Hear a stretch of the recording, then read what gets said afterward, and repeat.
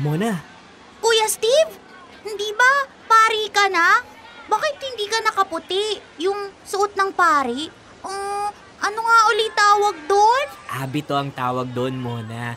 Tsaka hindi pa ako pari. Seminarista pa lang ako. Anong ibig sabihin nun, Kuya Steve? Ang ibig sabihin nun, nag-aaral pa ako para maging pari. Magiging pari ka pa rin kung ganon? Bakit parang malungkot ka? Ayaw mo bang maging pari si Kuya Steve? Ayoko. Alo, bakit naman? Gusto kitang maging kuya. Gusto ko maging asawa ka ng ate Kari ko. Bagay kayo eh. Ay naku, ikaw talaga Mona. Kumusta na pala ang ate Carrie mo? Ayun, mula nung umalis ka, malungkot siya. Talaga ba? Maraming pumupunta sa bahay namin, nililigawan siya, pero di pa rin siya nagbo-boyfriend. Kahit kailan? Kahit kailan! Nihintay ka siguro, Kuya Steve. Naku, ayan na si ate, paparating na siya, kuya. Ay, naku Mona. Sasama-sama ka pa sa akin dito sa palengke. Hindi mo naman ako tutulungan magbitbit. Ikaw talaga? Steve? Teka, ikaw ba yan? Hi Carrie, kumusta? Kailan ka pa dumating? Bakit nandito ka? Kahapon lang ako dumating. Kailangan ko kasing lumabas ng seminaryo bago ang ordinasyon ko bilang isang pare. Binibigyan ako ng pagkakataon para makapagdesisyon kung itutuloy ko ba ang bukasyon ko o tuluyan na ba akong lalabas ng seminaryo. Ganun ba? Oo, Carrie. Siya nga pala. Linggo ngayon. Magsisimba ka ba mamaya? Gusto mo, sabay na tayo. Susunduin kita. Sige pa. Hintay na lang kita sa bahay. Teka. Alam mo pa ba kung paano pumunta sa amin? Oo naman. Araw-araw kaya ako na nasa inyo dati, di ba? Oo nga, ate. Hindi ba? Ang tagal mong boyfriend si Kuya Steve. Siya nga lang yung kaisa-isang naging boyfriend mo eh. Di ba nga, nung malaman mong magpapare siya, iyak ka ng iyak. Uy, Mona! Steve, pasensya ka na ha. Itong si Mona, wala na namang preno. Mauna na muna kami. Iuuwi ko na itong mga pinamili ko. Babay ka muna kay Kuya Steve. Bye, Kuya Steve! Bye, Mona. Tulungan mo si ating mag-ayos ng mga pinamili niya, ha? Opo, Kuya.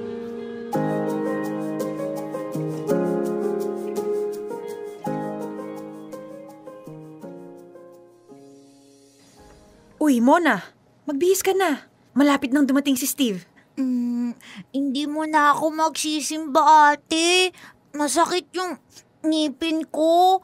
May kasama ka naman eh. Sa isang linggo na lang ulit. Okay, sige. Mag-ingat ka ha, huwag kang magpapapasok ha. Opo, ate. Ayan na si Kuya Steve, Kuya Steve! Pasok! Uy, salamat. Salamat, Mona. Bakit hindi ka pa nakabihis? Di mo na ako sasama, Kuya Steve. Masakit yung ngipin ko eh. Tsaka sasama mo naman si ate, di ba? Ano bang gusto mong pasalubong, Mona, ha? Candy, Kuya! Huy, candy ka dyan. Akala ko ba masakit ang ngipin mo? Halika na, Steve. Baka maliit pa tayo. Mona, bawal magpapasok, okay?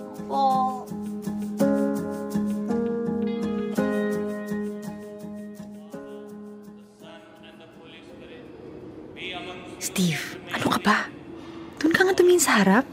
Parang tanga. Aray, ang ganda-ganda mo pa rin talaga, no? Ay, ewan ko sa'yo. Sa lahat ng magpapare, ikaw ang bolero. Kain muna tayo bago kita ihatid. Alam mo, inasahan ko na yan. Nilutuan ko si Mona ng hapunan bago ako umalis. Assuming ka talaga.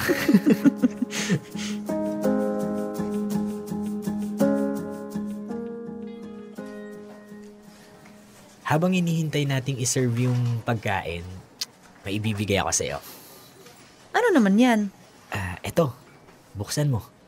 Steve, para ka talagang ewan. Kaharap mo na ako, oh. Sabihin mo na lang yung sasabihin mo. Bakit may pasulat-sulat ka pa? Ayoko kasing may makalimutan ako eh. Kapag sinusulat ko, Nasasabi ko ang lahat ng gusto kong sabihin. Pwede mong basahin? Ngayon? Sa harap mo?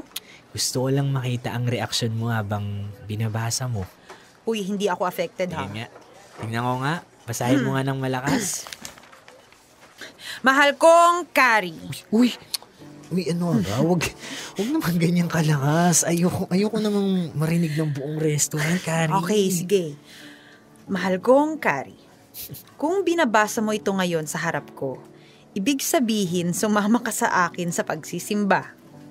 Hindi madali para sa akin ang yayain ka, pero dahil sumama ka, sulit na yung ilang gabing hindi ako makatulog sa pag-aalala at ilang araw na kaba dahil sa wakas.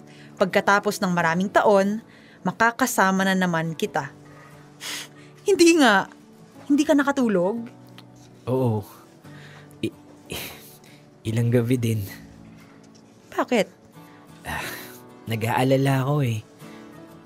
Paano kung may boyfriend ka na? Paano kung ayaw mo na akong makita? Bakit ka naman kinakabahan? Ganun naman talaga eh. Pag alam mong makakasama mo yung taong buong buhay mong minahal, kakabahan ka. Uy, Kari, bakit natahimik ka? Oh, nakanganga ka pa dyan. Isa mo nga yung bibig mo. Baka may pumasok na langaw dyan. Nakakainis yung mga linyahan mong ganyan, Steve. Naiinis ka ba talaga? Oh, ba't nakangiti ka? Ay, ewan ko sa'yo. Tuloy ko na nga ang pagbabasa nito. Kari, akala ko, pagpasok ko sa seminaryo, makakalimutan na kita. Hindi pala. Kaya ng panahon na para ako ay lumabas at magnilay-nilay kung itutuloy ko ang pagpapari ko, dinala ako ng mga paa ko at ng puso ko sa'yo. Hanggang kailan ka ba nasa labas? Depende.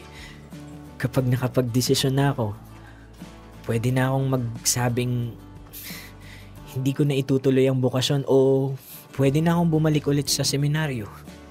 Sadyang hindi ko na kayang itago pa ang nararamdaman ko. Sa paglipas ng mga taon, hindi nabawasan. Bagkus lalong lumalim ang aking pagtingin sa'yo. Ang alaala ng mga ngiti mo, ang iyong mga mata, at ang bawat kilos mo ay nagbibigay ng liwanag at kulay sa aking mundo sa seminaryo.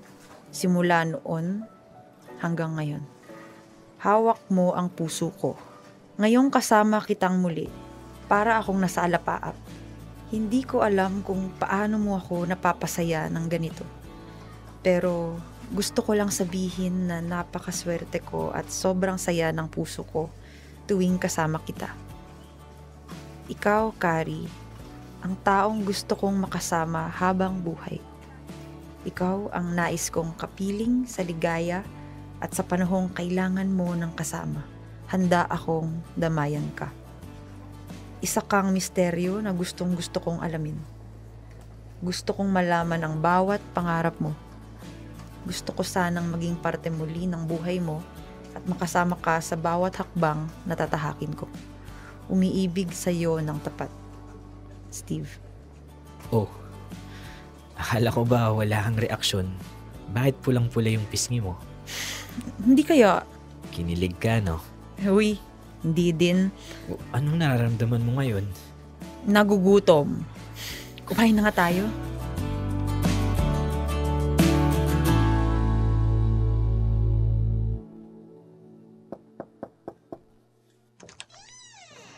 Steve, tara pasok. Parang nagkita lang tayo kahapon. Oh, sawa ka na ba sa akin? Uy, syempre hindi. Huwag ka namang magdrama dyan. Para sa'yo. Uy, wow, siomay! Parang ang sarap nito ah. Teka, ihanda ko lang sa mesa. Halika, samahan mo akong kumain. Nakasalubong ko si Ronald ah. Hindi maipinta yung muka. Galing dito yun. Ang kulit. Yaya ng yayang lumabas. Hindi ako sumama. Oh, bakit naman? Sayang lang oras niya. Buti naman hindi mo ko tinataboy. Ibig sabihin ba nun, may pag-aasa ako sa'yo? Iba naman tayo, Steve. Magkababata tayo. Nagkahiwalay lang tayo nung pumasok ka sa seminaryo. Kaya naman nung lumabas ako, ikaw ang una kong hinanap. Buti nga, wala ka pang boyfriend eh. Hindi naman ako nagbo-boyfriend pa ulit, Steve. Pwede mong magtanong kung bakit? Tsaka ko lang sasagutin. For now, kainin muna natin itong siomay na dala mo. Amoy masarap eh.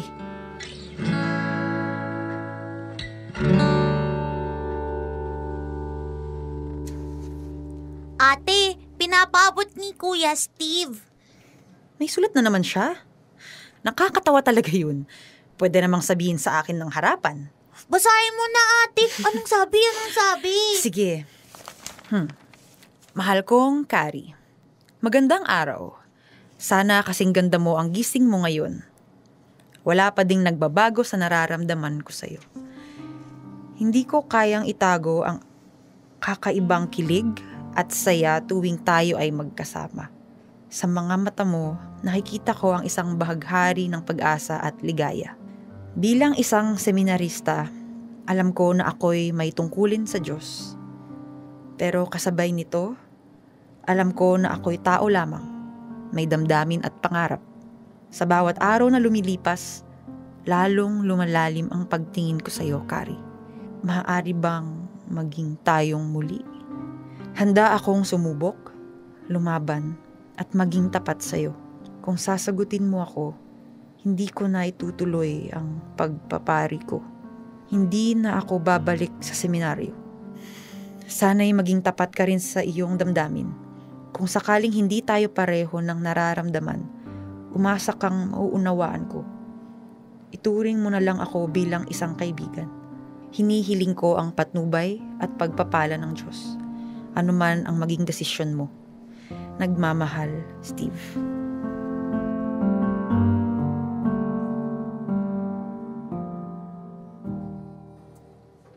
Mona? Ate? Abot mo naman tong sulat ko kay Steve.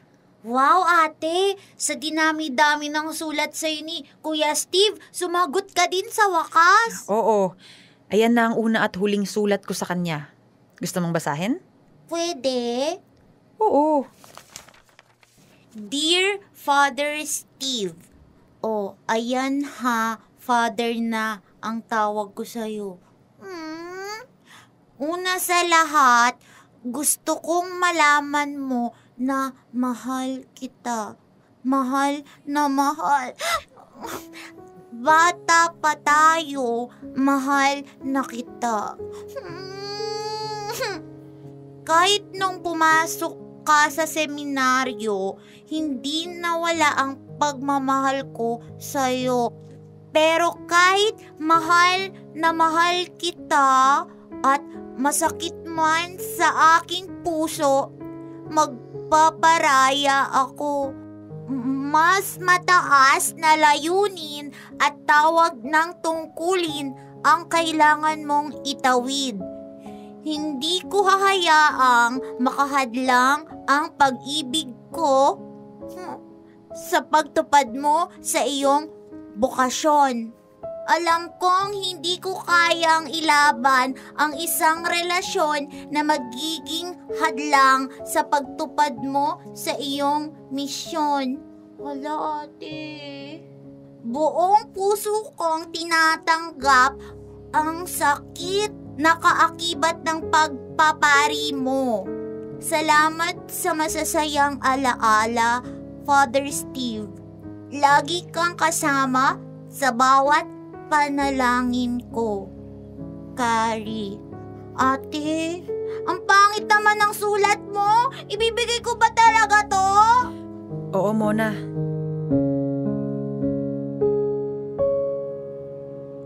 Mona, ang tagal mo naman kasing gumayak.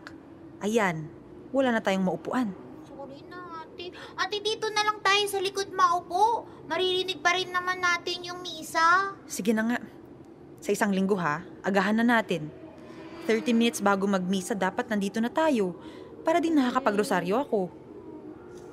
Brothers and sisters, let me tell you a story. Love story ko para mas interesting. Oh, naintriga kayo no? Si Father nagka-love life? Brothers and sisters, I used to have a girlfriend. Pagpasok ko ng seminaryo, Siyempre, we had to break up. Pero gustong gusto ko siya. Kaya noong lumabas ako ng seminaryo, bago ako ordinahan, pinuntahan ko siya. Baka naman gusto niya pa din ako. Kasi kung ganoon, hindi ko na itutuloy ang aking pagpapari. Maglilingkod na lang ako sa Diyos sa labas ng simbahan. Sa ibang paraan, mahal naman din niya ako pero pinili niyang magparaya. Para sa kanya, mas importante na tuparin ko ang bukasyon kesa sa pagmamahalan naming dalawa. Alam niyo mga kapatid, tama siya. Sa paglipas ng panahon, napagtanto ko na ang gusto ko talagang gawin sa bawat segundo ng buhay ko ay pagsilbihan ang Diyos. Maswerte ako kasi sa halip na ilayo niya ako, mas lalo akong inilapit sa Panginoon. Mga kapatid, sana minsan sa buhay nyo, may taong dumating para mas ilapit kayo sa Kanya. Minsan kasi, natutukso tayong lumayo. Pero, kung pakikinggan natin ang ating mga puso, magpapadala ang Diyos ng taong magiging instrumento para mapalapit muli sa Kanya.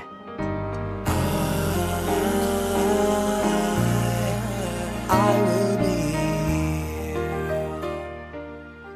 Dear Love, hindi napigilang tumulo ng aking mga luha nang marinig ang tinig ni Steve. Father Steve. Ang ganda pa din ng mga mata niya. Yung ngiti niya, ang tamis-tamis pa din. Nakakatuwang makita na ginagawa niya kung ano yung nakatakda niyang gawin. Ang pagsilbihan ang Panginoon. Natutuwa ako kasi itinuloy niya ang kanyang pagpapari. Hindi ako nagsisi na ako ay nagparaya. Dahil lahat ng meron ako ay handa kong ibigay para sa kanya na siyang lumikha. 'Cause I will be. I will be. I will be.